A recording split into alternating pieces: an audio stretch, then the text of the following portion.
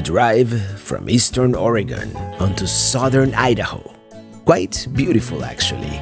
We get to see all kinds of landscapes, from forests to farmlands, mountains. I don't really know what to expect. Idaho, especially southern Idaho, is kind of under the radar for most people, including myself.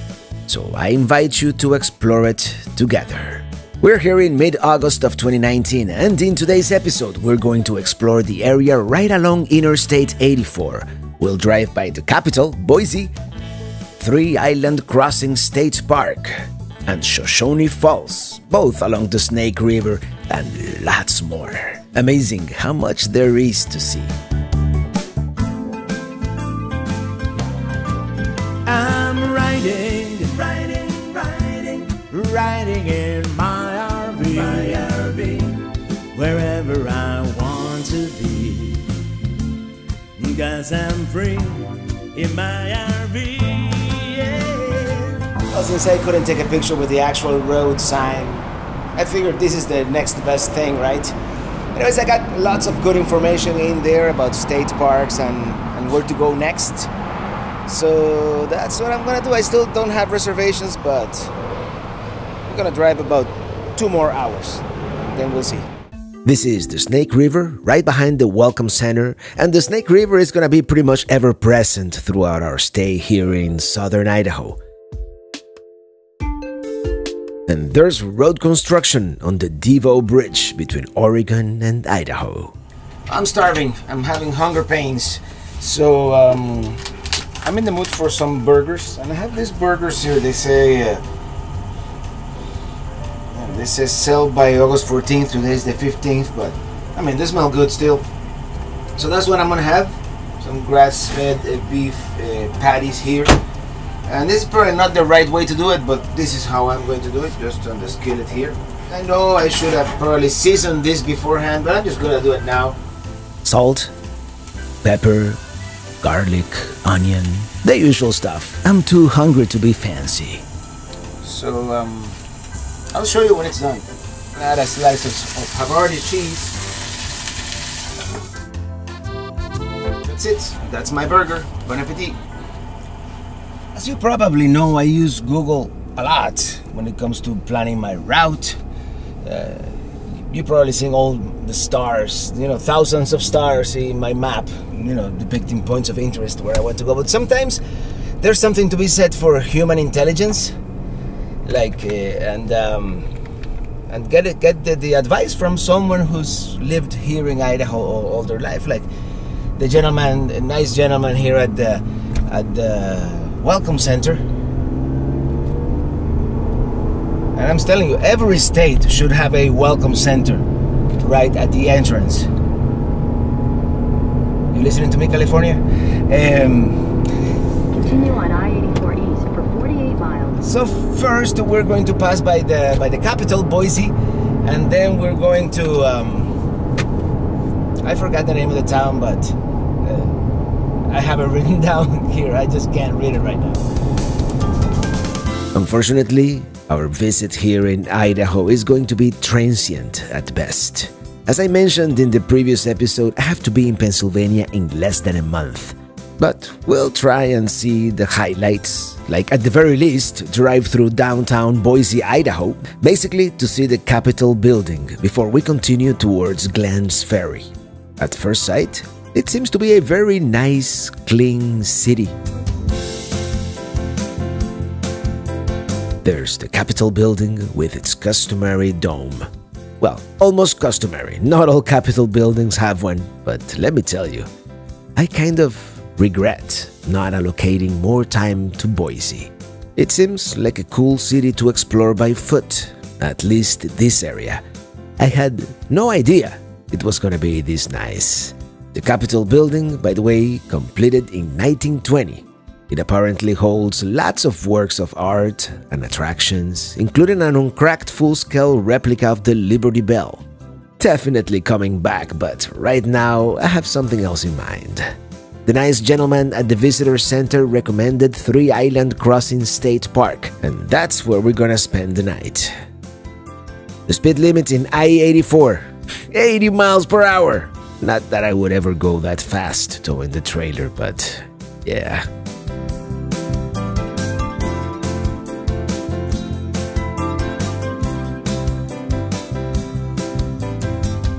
.5 miles per gallon, so we must be going downhill, or we must have been going downhill for a while.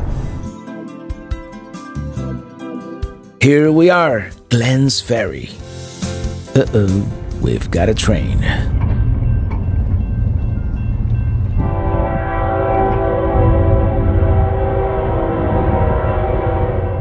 Let me tell you, this Glenns Ferry kind of ghost town-ish.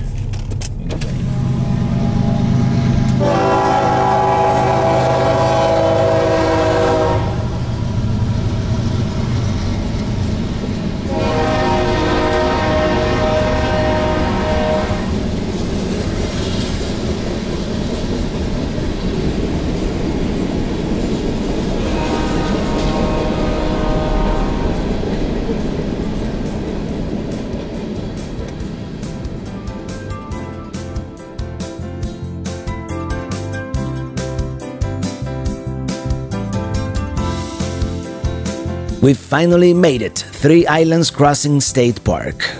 Very nice, actually. I'm gonna check in with the campground host, and yes, they have some first-come, first-served sites. Well, here we are, we made it. Beautiful park here. And it's one of these places where it is like a self-checking kind of thing. You fill out the form, you write them a check, and you drop it in the yellow box, which I'm gonna go there now. I'm gonna walk. It is such a beautiful afternoon. I really wish I could have arrived earlier, but we had to put in the miles, right? There was no other choice. We were really far away. Lots of airstreams here, by the way.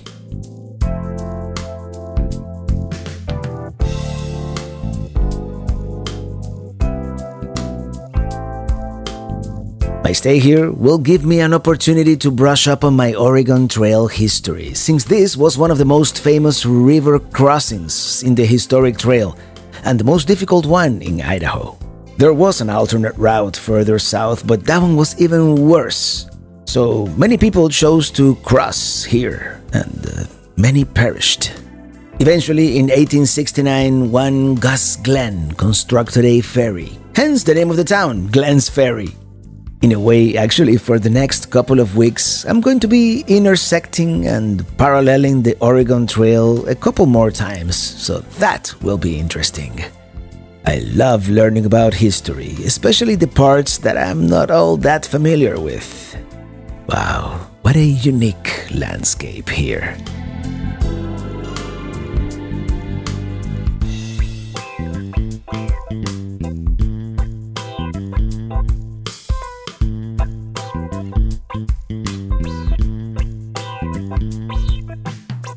Tell you what, tomorrow I'm gonna stop by the Oregon Trail Interpretive Center to get more information.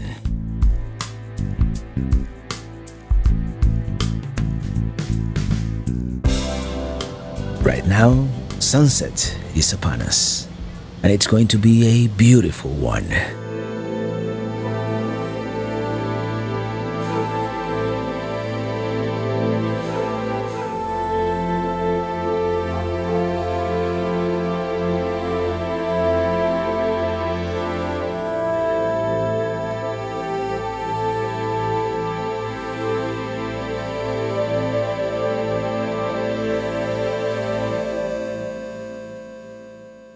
It is time for a frozen meal because I don't feel like having burgers again. So I'm gonna have this carnitas taco skillet.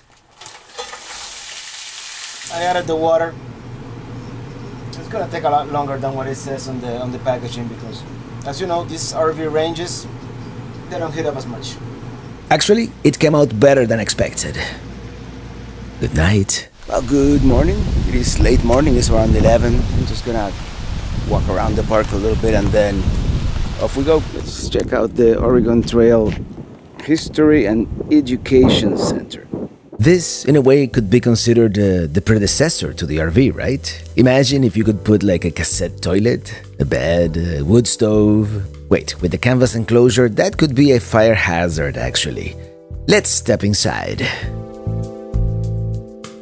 There are some exhibits depicting how life must have been for the emigrants on the trail, and artifacts, their interaction with Native Americans not always amicable.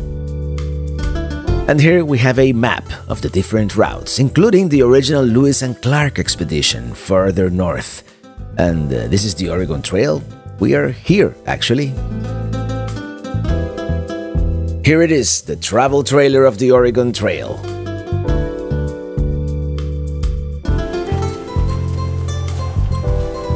A new prairie schooner cost $60 to $90, so many immigrants had their farm wagons adapted for the trail. The wagon was about 4 feet by 10 feet and sturdy enough to carry a family's goods over thousands of miles of rugged terrain. At Three Island Crossing, the wagon also had to become a boat, so the sideboard slanted outwards to keep river water out. 1 out of every 10 immigrants who risked the trip died along the way.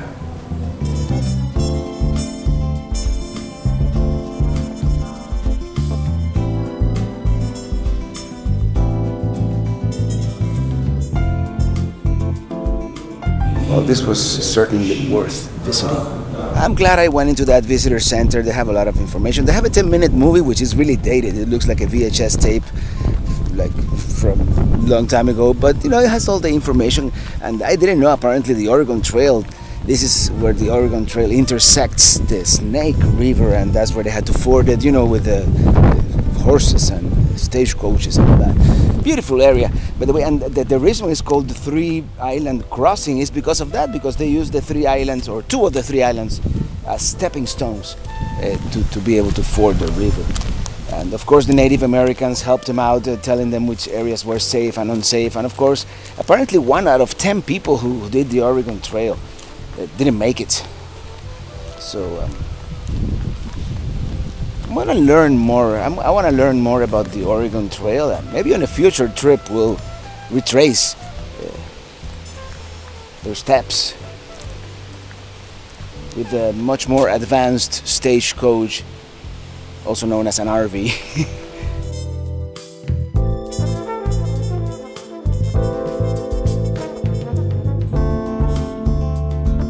Beautiful state park, by the way. They have all these nice cabins here right next to the river, and look at this, it's so gorgeous.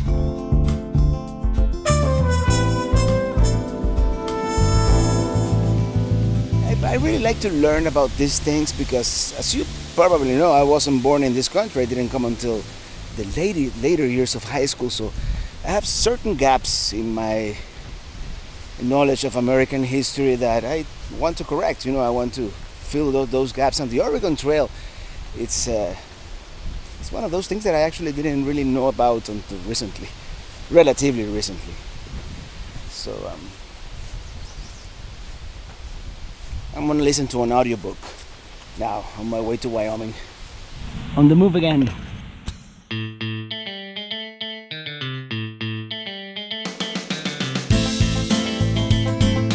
Well, this was definitely a very nice state park, a place where we will definitely return at some point.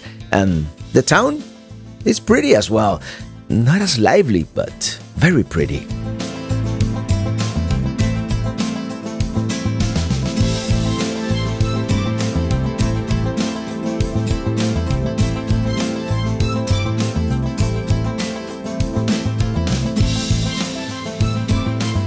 We're gonna drive about half an hour here on I-84, about halfway to Twin Falls. I think I found what seems to be a pretty nice RV park.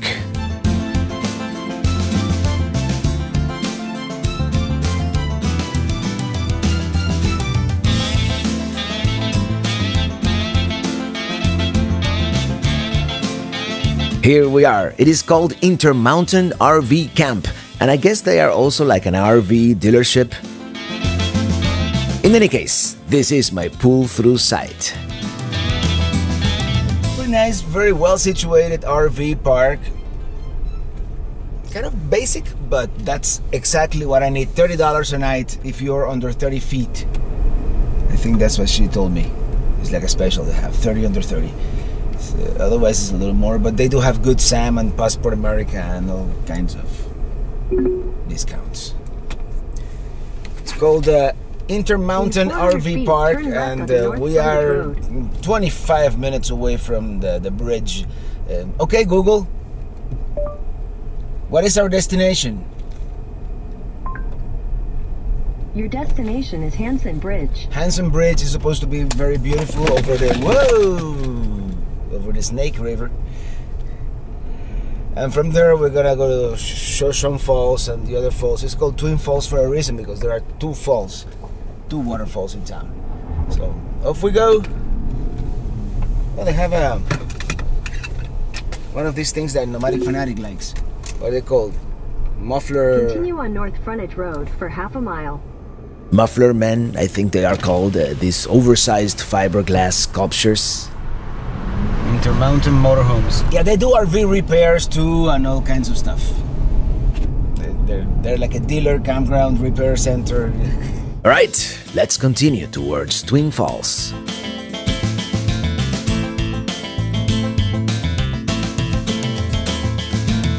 Hansen Memorial Bridge here from 1966. It replaced an older suspension bridge dating back to 1919 with a wooden deck, and it was too narrow, only capable of supporting light wagon traffic. And this, by the way, the Snake River Canyon. I was not expecting this. I'm telling you, there's beauty everywhere. I'm really liking Idaho.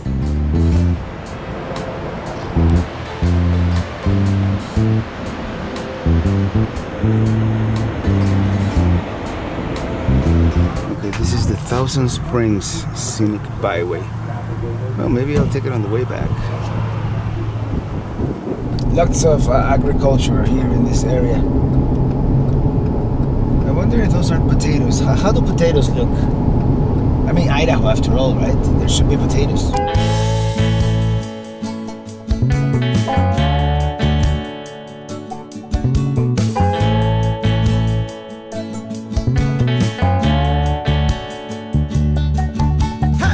Next up, Shoshone Falls.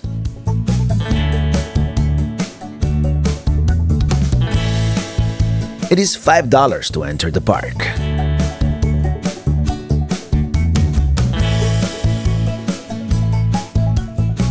We're from Florida. Let's see the falls.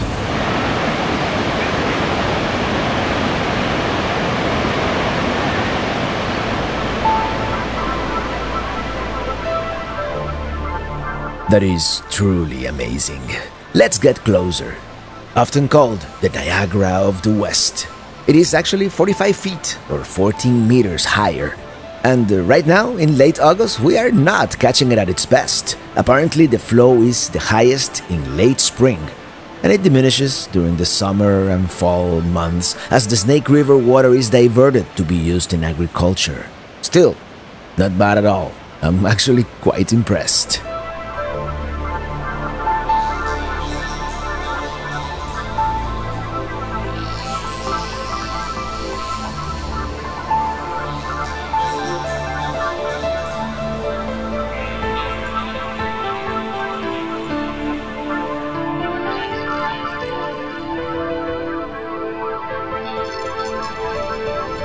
Pretty impressive. I don't know. Kayaking down there doesn't seem like a good idea. I don't know, man. Not the safest thing, but what do I know, right? Here we have a slightly different angle. Actually, there are a handful of different viewpoints and hiking trails. This is slightly different viewpoint. Somewhere out there is the spot where Evel Knievel attempted to jump the canyon some years back, and there is a trail that goes to that very spot. Here we are at a slightly higher vantage point from where we can see the upper portion of the Snake River before the dam, before the falls. I probably should have walked the rest of the way, the whole trail, But for now, let's just see the falls one last time and continue.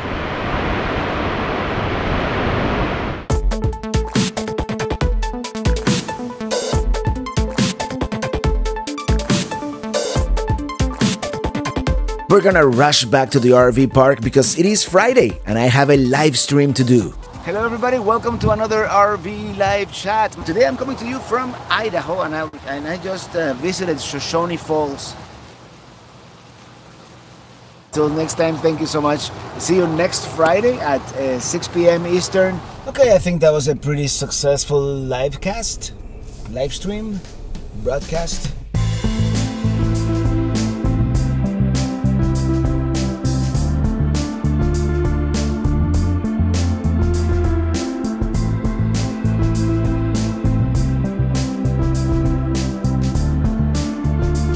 Taking the Thousand Springs Scenic Byway, we pass by Buell, also known as Trout Capital of the World because of the many hatcheries in the surrounding areas, and they have the mural to prove it.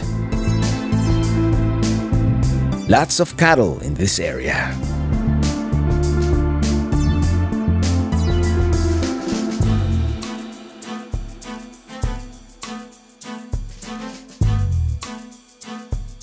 Lots of dairy farms, lots of them.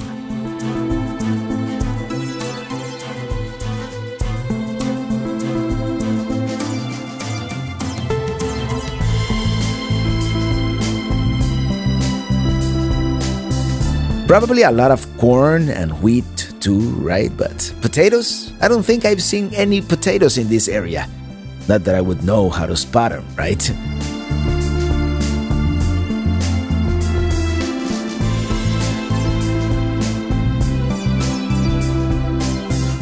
Maybe these are potatoes. I looked it up online and they kind of have the look.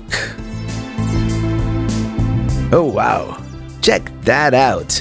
We've been driving through what seems like endless farmland and all of a sudden, this. We must be getting close to our destination.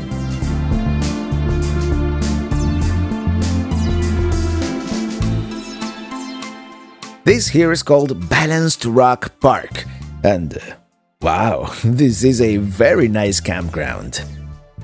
This is like a pretty cool camping spot. I have no idea if it is free or if it costs money. More research shall go into this. I mean, it's a little out of the way out here. Camping stay limit 7 days in 30 days. No camping on grass, Monday through Thursday.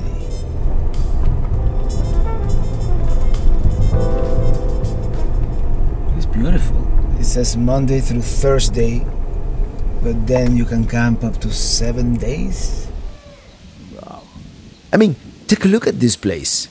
Even if we were only to come for a picnic, you know, it is idyllic. Amazing. I mean, what a great discovery. Even for day use. And I guess you can camp for free as well. I haven't seen any information about fees or anything like that. And apparently the Monday through Thursday rule only applies to tents on the grass. So I suppose you can dry camp with your RV any day.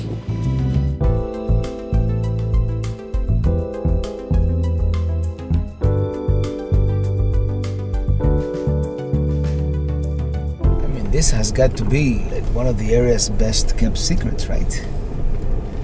It's amazing. Look at those rocks. They almost look like people. Balanced Rock 1 mile, so let's go there, and that's not it.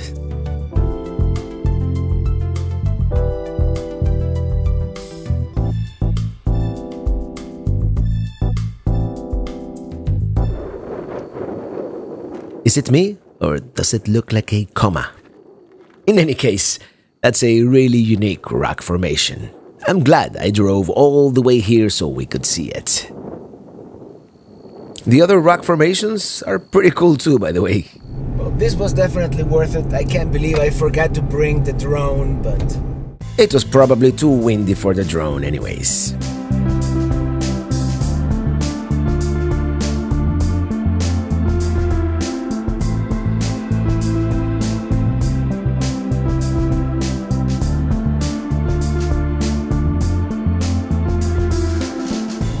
these Idaho country roads, I'm impressed.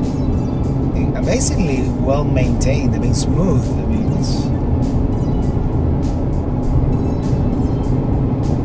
yeah, even the roads where they don't even bother to paint the center line, they're butter smooth. I don't know what they're doing, but they're doing something right. I'm telling you, I've been all over, and these are some of the best roads in the whole country. Check out those waterfalls. Are you impressed with Idaho yet? And these are not even supposed to be the best parts.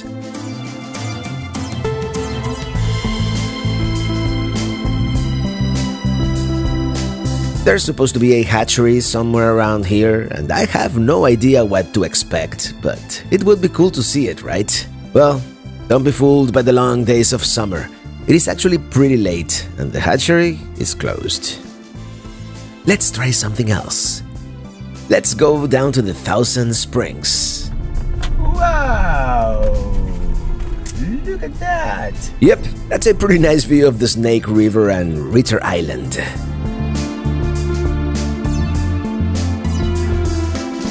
That looks like a lot of fun.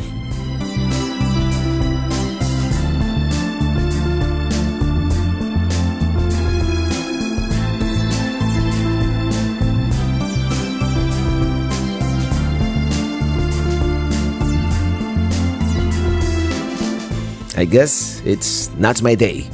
Ritter Island is closed too. I'm gonna have to do more research and come back. But for now, I'm just gonna go buy some groceries and call it a night. See you tomorrow.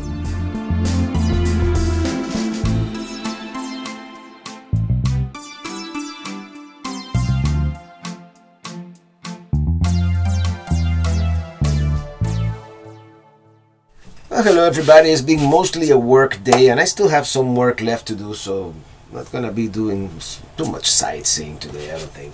But I'm hungry, so we're gonna prepare this pasta I bought. It's a linguine and it says it only takes 2 minutes to cook, so I'm gonna do one of my sofritos and then we're gonna add some water and the pasta. I'm gonna add some olive oil to cook some onions and some sausage I have there. Some garlic, a machete.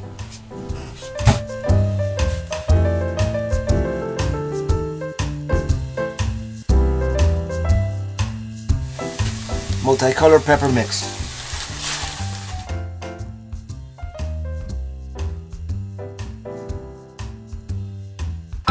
Here's the final product. Well, hello everybody. Yeah, that linguine came out pretty good. Getting a really late start here today, 3:35 p.m. Mountain time.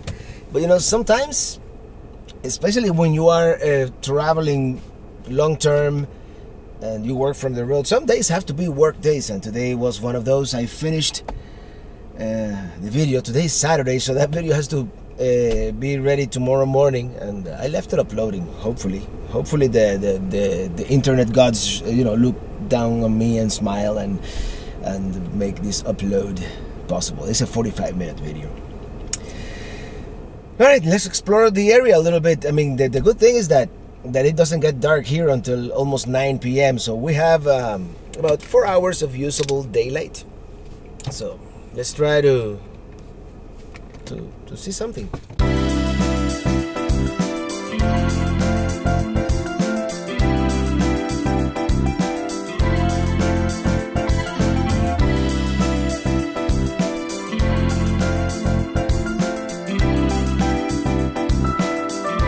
The roads, 90% of the roads around this area, top notch. I just got a car wash from the from the irrigation system. This is Shoshone, although I've also heard it pronounced Shoshone, so I am confused. It was the first town, however, to have ice-cold beer year-round. Actually, thanks to our next point of interest.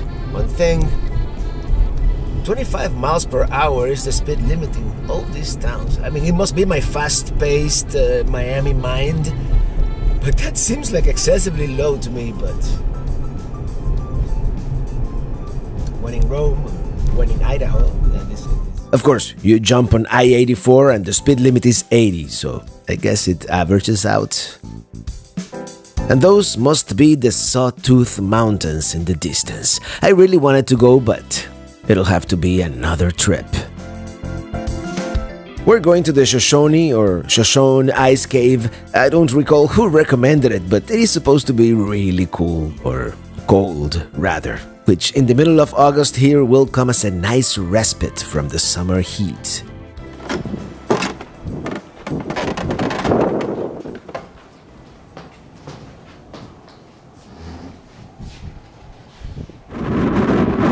They have this dinosaur out here and rocks for sale.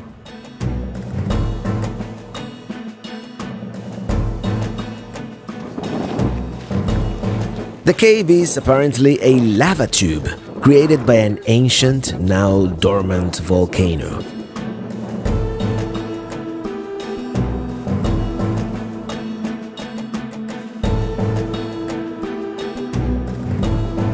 They have these somewhat creepy looking sculptures here as we walk towards the large gaping hole on the ground. And that's the thing, apparently part of it collapsed at some point. When it was discovered in the 1800s, the cave was completely filled with ice. But what happened? The people from the town of Shoshone came and blasted the entrance open so that they could take out the ice. Year-round cold beer might have been involved. And what happened? Warm air came in and most of the ice melted. Back in the 1950s, new owners came in and closed the entrance, and ever since, the ice has been slowly coming back.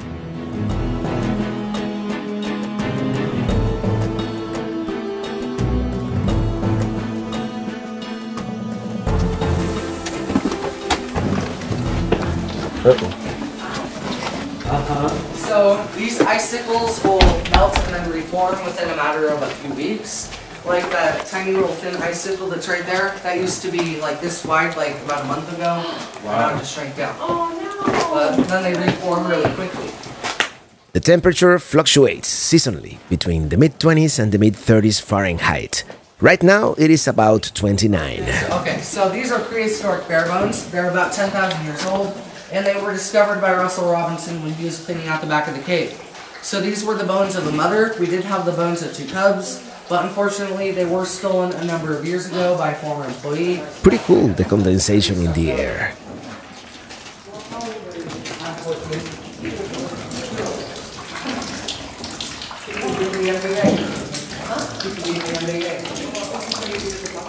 So right here, the ice below us is about 5 feet thick. It's frozen down all the way to the bottom of this cave, lava tube, whatever you want to call it. So you could stand on it, nothing would happen, it wouldn't crack or anything like that. You might slip and fall, but that's about it. But there's 2 inches of water on top, and that'll all freeze over the winter. But if you look under where we were just walking, you'll see some wooden planks sticking out of the ice. That's actually part of the original boardwalk in Western Idaho on the original boardwalk. And it melted so deeply into the ice that it still forms like that 20 years later. Yes?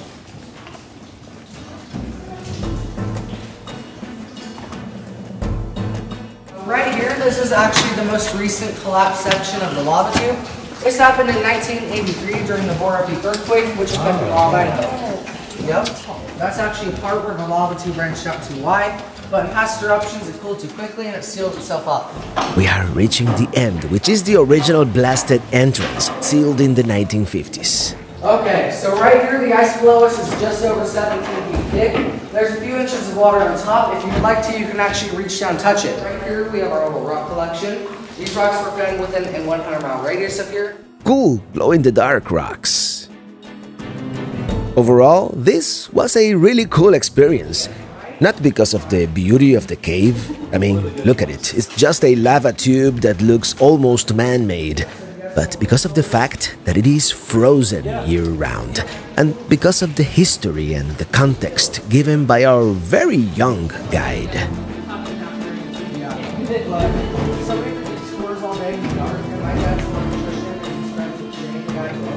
This is our guide holding the door.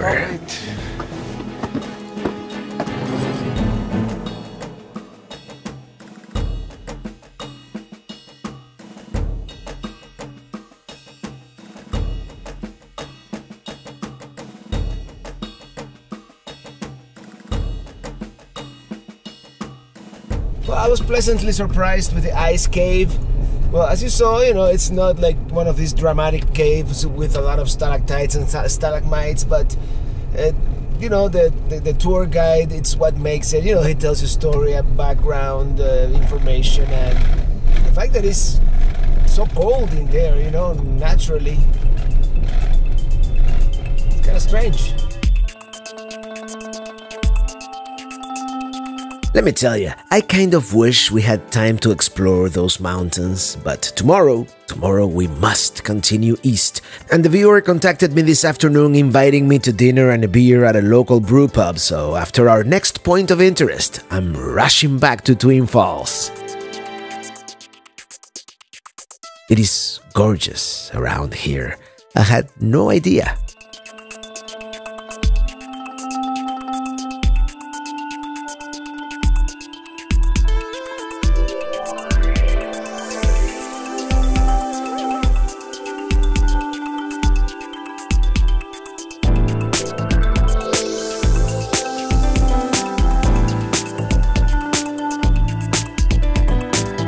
Ooh, scenic overlook. Let's stop real quick. It is called Camas Prairie, and from this vantage point, we get, shall I say, a commanding view of the prairie and the mountains behind it.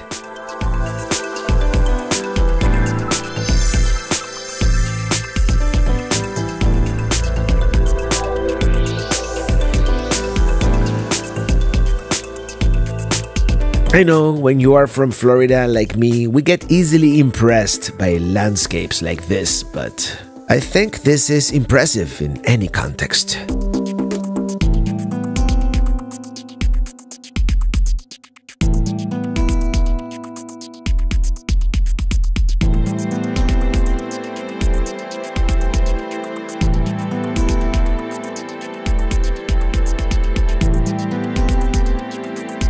This is called Little City of Rocks.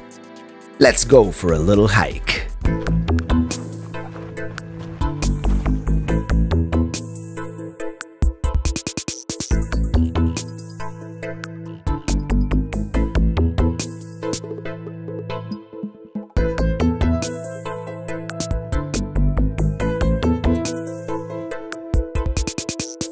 What a place, huh? Let me tell you, I really wish I had the time to hike the many miles of trails in this area. This is just a sample, and I think we've seen a lot actually, given the allotted time.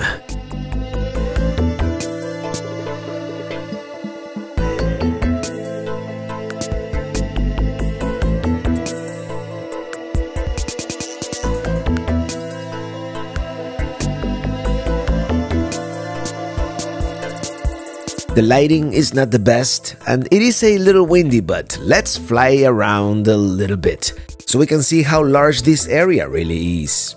As you can see, I was only able to hike a small fraction today, but we'll be back.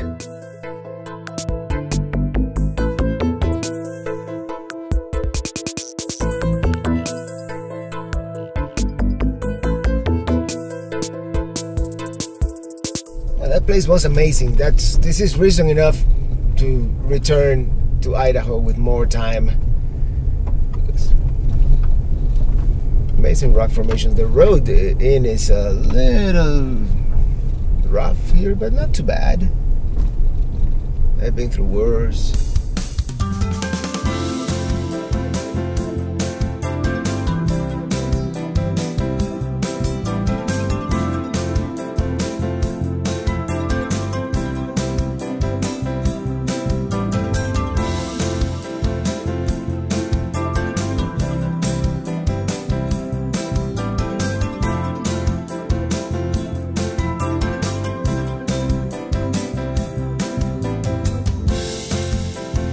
There is one more thing I want to see, and that's the view from the Perrine Memorial Bridge.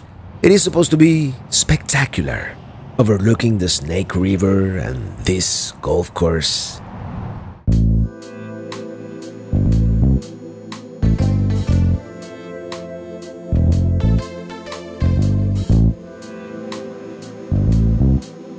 I think I'm gonna come back tomorrow and fly the drone because right now it is dinner at Scooter's Chilling and Grilling with Stan and his son.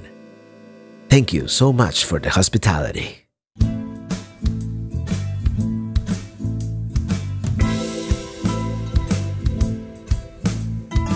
Well, we're leaving Idaho today. I've been I think I've said it several times. I don't know if I have, but I've been pleasantly surprised. I thought Idaho was gonna be almost a drive-through state for me, and I want to stay longer. But if I want to go to the Hershey show, the RV show, and do everything I want to do in between, I gotta move. Good RV park. I think I said the price wrong at the beginning. It's $25 per night if you are under 25 feet. So 25 under 25. That's a great deal. I just realized we didn't take any video of Twin Falls, and we're not really going to. But I'm gonna stop real quick here to see the view from the Perrine Memorial Bridge one more time and fly the drone, as I said. Check out the moon and this blue sky.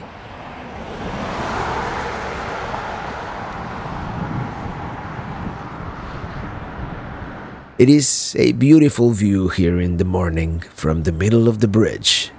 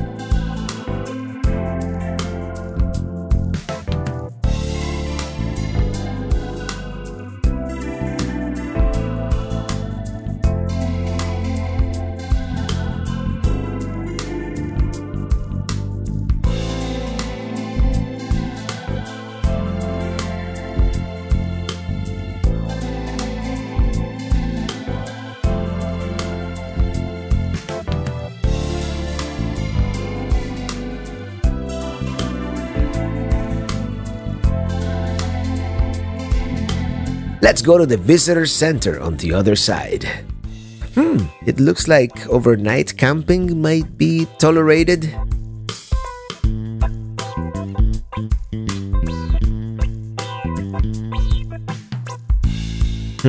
I guess not, but there was a dropped trailer by the entrance and I doubt that Class C just arrived, so I suppose it is not enforced, but tolerated. Beautiful views of the bridge from this side. And that golf course. Alright, let's go. And let's fill up. Cool GMC, by the way. Gonna get some propane and some breakfast. Well, I went to Cinnabon in there in the Flying J. I'm gonna have the center of the roll. Never had it before, so with pecans. This is breakfast. Breakfast of champions, let me tell you. We're gonna... It's really good. We're gonna be so late to Grand Teton, but it is what it is. Riding my RV. Well, yes, we're going into Wyoming, a new state for my map. And before you tell me, yes, I know, Craters of the Moon National Monument, we are so close. But for the next few days, we are going to explore Grand Teton National Park and, of course, Yellowstone. And then we'll continue driving east. Let me tell you, Beartooth Highway, Devil's Tower, Mount Rushmore, the Badlands, then Nebraska, Iowa, Minnesota, Wisconsin, Michigan, even Mackinac Island, and finally Ohio, Put-in Bay, and so much more as we wind down the cross-country road trip. So, still lots to come in this summer 2019 series, so buckle up. because the adventure continues.